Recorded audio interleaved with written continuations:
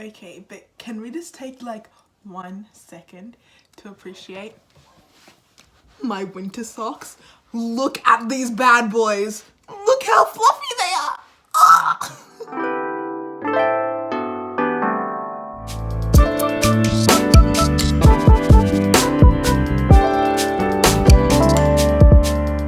Hey guys, and welcome to Ronnie Reads. Welcome to my channel. Hope you guys have had an amazing day and have had a chance to smile, because smiling is good for the soul, you know? Anyway, so today I've decided to do my very first book review.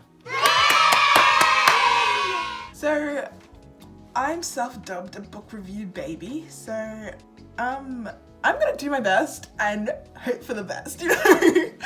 I'm going to be reviewing Love and Gelato by Jenna Evans Welch. How I'm gonna set this up is I'm gonna start with a little summary at the start, which is going to be spoiler free by the time I finish editing it. And then I'm gonna go into some themes a little bit. I'm going to go into the writing style and what I got out of it. And then right at the end, there's some top secret information. There's going to be a little something something, a little segment something something. You know, I can't go into too many details, but you're gonna have to watch to the end to see what's the tea. Let's get into the review, shall we? Oh! Stop. Don't forget to leave a comment, like, and subscribe, because I'd love for you to join the family. Okay, so for the summary of this book, the book is basically about this teenage girl called Carolina, or Lena for short, who after her mum dies is sent to Italy to live with this random person that she doesn't actually know, but her mum used to know them. And while she's there, she finds her mum's old journal, and the book is basically about her reading through her mum's journal and finding out all this new stuff about her mum that she had no idea about, and uncovering all these secrets, you know. And through it she really discovers a lot about herself as well and her identity. And the journal also kind of helps her through the process of healing from her mother's death. There's definitely a romance part of this book. From all angles, really. It's actually kind of interesting. There's a lot of drama in the book. There's a bit of mystery and adventure, and of course it's in Italy, so the scenery is so beautiful in this book.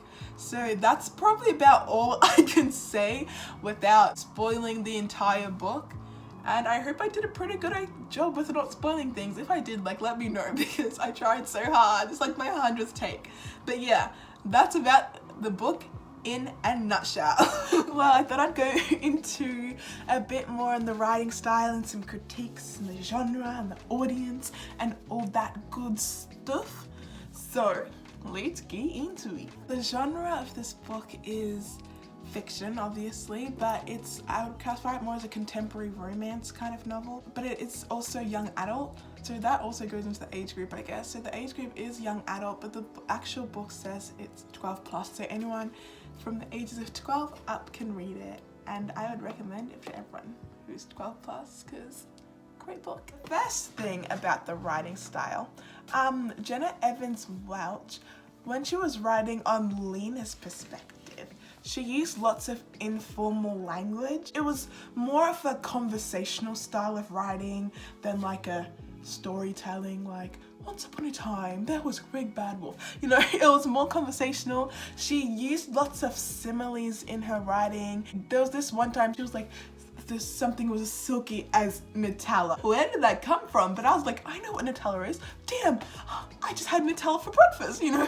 So she would always use relatable and conversational language, which I think was deliberate because, you know, Lena's a teenager, and I think Jenna Evans Welch really did a good job of portraying that through her writing. She would use lots of punchy one-liners that were so funny, like I was laughing for days. That really added a comedic point of view to the story, which made me want to continue reading it, so, you know, it worked well for me. What else I noticed was the book is a two-perspective novel. You see Lena's point of view and her mum's point of view, and I feel like Jenna used the... I'm sorry, I probably shouldn't call her Jenna. Mrs. Welch Mrs. Welch used the journal, like the form of a journal, deliberately because the journal gave the illusion to the audience of it being more raw and like unguarded, because journals are kind of the most, you know, intimate, private parts of someone's life, and it's like you're getting a look into that. So I feel like Jenna Evans Welch used that to really make a connection between the reader and the character, especially for the mum. When the mum was writing in the journal, she would substitute the names of characters with like X or something, you know, like she wouldn't directly tell you who these characters were. So that tool really helped build suspense in the story, because like, wait, hold up, who is this X person? Why are they in the story? What is their relevance? It kept me on edge, like, what's the tea, sis? What's the tea? Last thing I'm just going to quickly touch on the writing style was, and this is a bit of the setting as well. Everyone knows that Italy is really, it's like iconic. It's iconic for all like the history and the culture. There's lots of arts. Just the historical setting of Italy, I think, was utilized really well in the story. In the story, she would often use the characters to tell little bits of history about a building or like a statue or a sculpture, and she would always use that history to somehow relate back to the character or the character's situation at the time.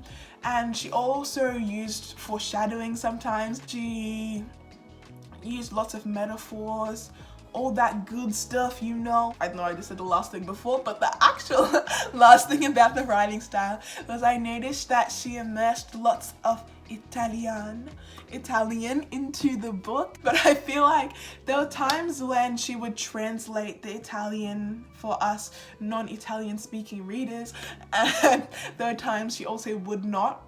I feel like she used that to show, especially in the character of Lena, who also was not completely fluent in Italian, hardly fluent at all, but she also used that to show a sort of detachment from the Italian part of her identity.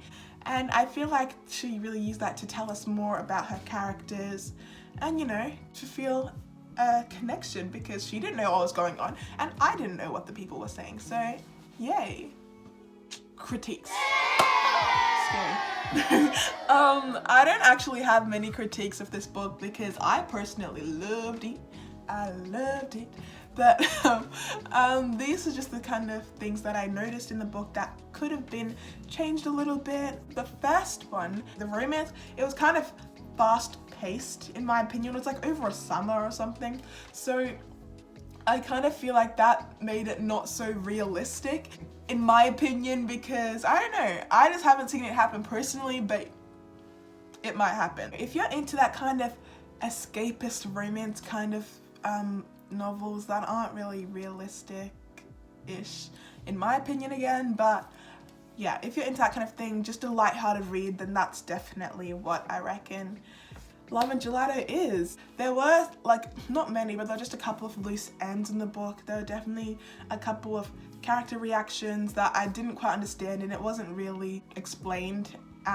So that's the other thing. Not a big one, but there were just a couple of loose ends like that. That's about it. Alright, just to finish off the review section, I'm just going to quickly touch on the scenery of the book and the overall message I kind of got from it. So the scenery of the book was bellissima. I think that's Italian. It is Italian. Florence, Italy, like, what else can you say? It's got pizza, it's got gelato, and apparently you can find love there too. So, you know, what is there to miss? Florence, Italy, I'm coming for you. I'm super smooth.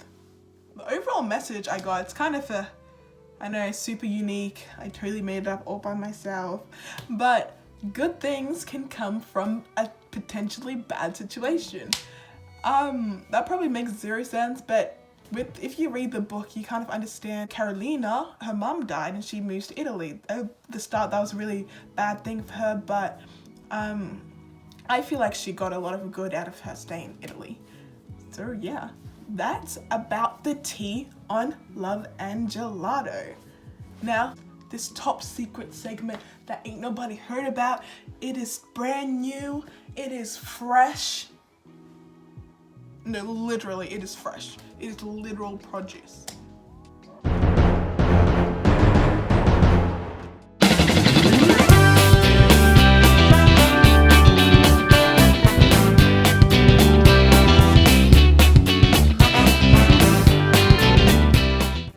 1 line. Okay, so no shade, but I probably either didn't finish this book or I found it really, really hard to finish this book. One of the above, but no shade. I'm so sorry, but no shade. 2 lines. This book was definitely not my cup of tea, but that doesn't mean you guys won't like it. So, to each their own. But personally, I wasn't the biggest fan of this book. But you can give it a go. 3 lines. Okay, so give this book a chance. It was definitely worth reading at least once. Honestly, trust me on this one. At least read this book once and then make your decision about it after. Because someone put their blood, sweat, and tears into this book. Give it a chance, y'all. 4 lines. Okay guys, be careful with this book. This was a really, really great book. But you know what's gonna happen? When you finish that book, you're gonna be thinking about it so much, you're gonna be looking at that fan art for a good 12 hours later. I know you do it, I know we all do it. So be warned. 5 lines. This book was superior. This book was incredible. This book I can't even speak about it. You know I read this book more than once. I read it more than twice. I read this book more than 6 times. That's how good this book is. And you know guys, it's really hard to get 5 lines because there's only a certain number of books that are worth 5 of my lines. Y'all better pick up that book, okay? You're welcome. You can thank me later.